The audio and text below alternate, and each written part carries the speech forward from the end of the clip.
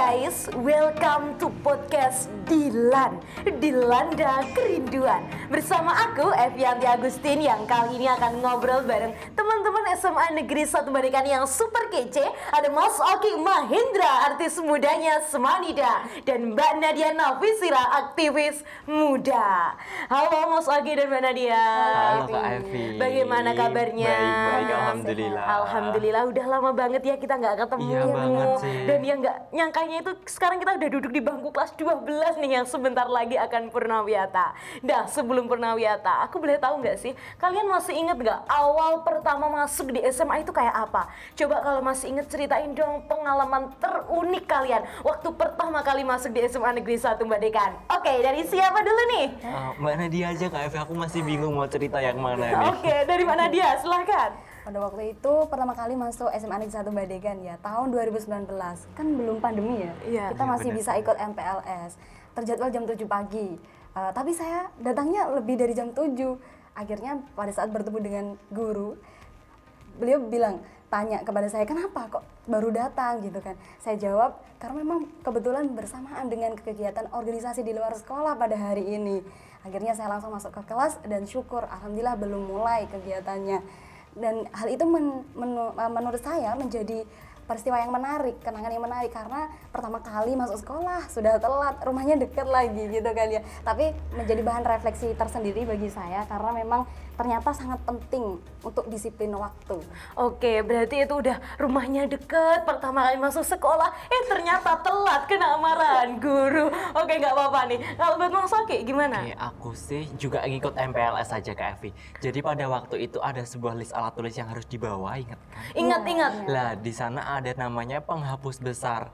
Ya aku namanya anak baru lulus SMP, pikiran masih SMP, bawa aja lah penghapus yang besar. Dan saat dicek kakak OSIS di sekolah, ternyata penghapus yang dibawa itu harusnya penghapus big, bukan penghapus yang ukurannya besar. Dari situ aku juga mikir, oh ternyata hal sekecil ini bisa membuat kita salah kalau nggak diperhatikan. Iya bener banget, jadi harus bawa penghapus besar, udah bawa penghapus super besar nih, ternyata masih kena hukuman Iya, karena bener yang harus banget. dibawa itu penghapus big.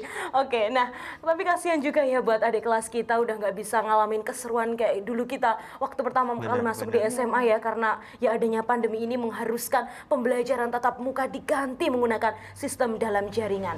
Ngomongin terkait daring, aku boleh tahu nggak sih sebenarnya kesibukan kalian selama di rumah itu ngapain aja gitu loh?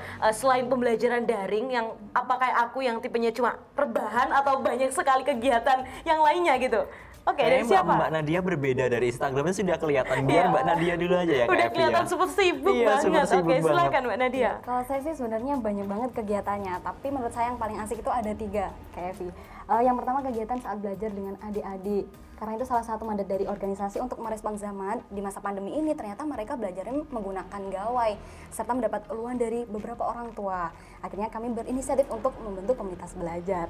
Selanjutnya ada kegiatan untuk membuat postingan di sosial media yang sifatnya religi edukatif dan persuasif, karena itu untuk hiburan sekaligus development nice skill seperti itu. Dan juga yang paling asik ini saat saya dampar bersama guru dan juga teman-teman. Di tengah kesibukan itu tentu saja walaupun asik pasti mengalami rasa lelah, merasa jadwalnya padat sekali, kocar-kacir seperti itu kan. Oke, tadi itu yang kegiatan yang paling asik tadi apa itu?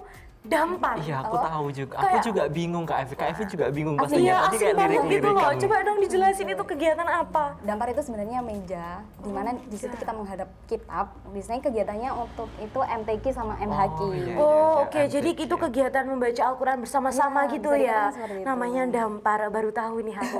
Nah, kalau buat Mas Oki sendiri Kayak gimana? aku selain daring sih 50% lebih ke jualan online Kak Evi, karena juga biar nambah uang saku, sekaligus itu kan kita nggak minta-minta ke orang tua.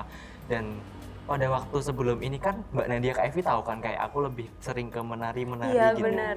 Dan itu dulunya sebagai satu-satunya buat ngeringankan beban orang tua itu dari situ. Dan mau nggak mau sekarang kita harus beralih profesi karena zamannya zaman seperti ini.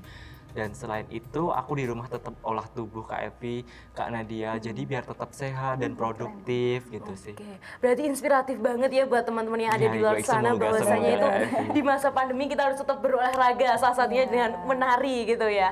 Nah, tapi itu kalau nggak salah beberapa minggu yang lalu nih aku udah baca berita nih yang dilansir dari Jawa Pos bahwasanya ada kabar gembira buat kita semuanya, yakni PPKM sekarang sudah turun level yang melonggarkan dunia pendidikan untuk memberlangsungkan pembelajaran tatap muka walau dalam masa keterbatasan. Nah, terkait hal tersebut, sebenarnya bagaimana sih tanggapan kalian? Apakah adanya pembelajaran di era new normal saat ini tuh sudah mampu gitu menyelesaikan berbagai problematika yang kalian alami sebelumnya seperti depresi, cemas dan lain sebagainya gitu. Bagaimana nih? Dari Mas Oki dulu aja ya, yang dari tadi udah dari Mbak Nadia, sekarang Mas Oki. Kalau aku sih sebelum tatap muka ya Kak Evi, dulu itu kayak lebih sering itu gurunya ngasih materi langsung tugas, jadi kita waktunya kesita untuk mengerjakan materi dan tugas. Dan sekarang ini alhamdulillah saat tatap muka lebih 90%-nya itu guru lebih ke pemahaman materi karena kita ketinggalan waktu daring Kak Evi. Dan juga ekstrakurikuler ya, karena aku anaknya non akademik able. Iya, udah terkenal nih. Iya, sekarang itu alhamdulillah sudah bisa masuk meskipun cuma 50% dan dibatasin Kak Evi, Kak Nadia. Jadi udah bisa membantu gitu ya, terutama dalam bidang non akademiknya. Kalau Mbak Nadia sendiri gimana? Iya, kalau saya secara umum sudah merasa terwakili karena dengan adanya PTM, pemahaman materi saya itu jauh lebih baik daripada saat daring karena memang berkahnya kan langsung ngena. Iya. Selain itu juga ada motivasi-motivasi yang bisa disampaikan secara langsung dari guru. Dan terlebih lagi, saya selaku aktivis terasa lebih leluasa karena memang dapat melakukan skala luas kegiatannya, tidak hanya melalui virtual pada saat pandemi. Oke, berarti ya secara tidak langsung sudah mampu ya mengatasi berbagai problematika yang kalian alami. Alhamdulillah banget, bersyukur gitu ya. Nah, dari tadi aku udah nanya-nanya terus. Ya, nah ini yang terakhir nih.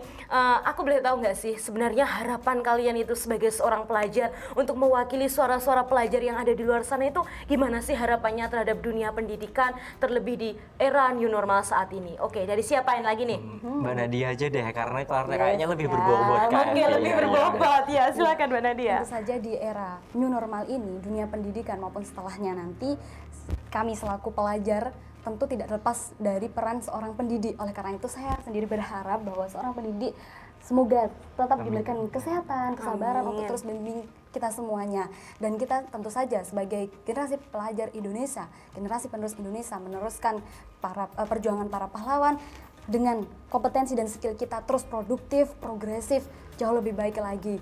Dan yang paling penting adalah saya berharap semoga senantiasa diberikan taufik dan hidayah untuk taqarrub ilallah bita'atillah wa bi Rasulillah sallallahu wasallam. Amin, amin. Sejuk banget Sejuk. aku Kak Evi jujur sih. Ya udah, kalau Mbak Mas Oki gimana nih? Oke, aku lebih ke secara harapan masyarakat aja ya Kak Evi, karena sudah lengkap dari diwakili Mbak Nadia. Harapannya aku sih lebih semoga COVID segera hilang Kak Evi, agar kita semua dapat menjalankan kegiatan apapun tanpa rasa khawatir. Dan itu semua harus kita dampingi dengan protokol kesehatan yang ketat, tidak kemana-mana, jaga jarak dan menggunakan masker dong tentunya. Oke, tentunya harapan kalian tadi menjadi harapan orang lain yang ada di luar sana. Amin. Juga harapan saya, semoga pandemi segera berlalu sehingga kita bisa memberlangsungkan pembelajaran tatap muka seperti sedia kala. Amin, amin ya rabbal alamin. Terima kasih atas waktu yang telah diberikan Terima kasih, buat Kak ngobrol Evi bareng juga. aku. Semoga bisa menjadi berkah. Amin, amin, Next amin, kita amin. ngobrol bareng lagi, oke? Siap. Oke, sekian dulu podcast Dilanda Kerinduan. Kerinduan apa sih? Pembelajaran tatap muka, bertemu guru dan teman-teman. Tetap patuhi protokol kesehatan and see you.